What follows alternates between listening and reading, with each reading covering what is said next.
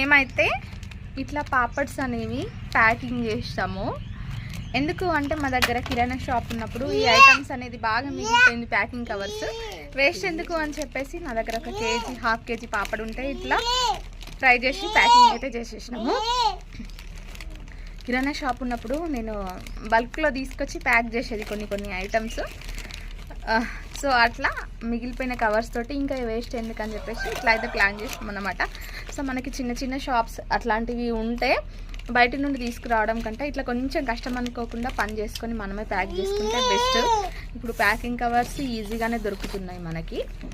So that ఎందుకంటే మనము 72 రూపాయలు 68 రూపాయలు పెట్టి చిప్స్ ఏమన్నా తీసుకుంటే ఒక 5 రూపీసో 6 రూపీసో పడతాయి. అంతకంటే పెద్దగా ఏం పడాయి మనకు.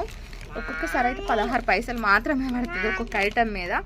సో అట్లా పెద్ద ప్రాఫిట్స్ ఏమి ఉండదు.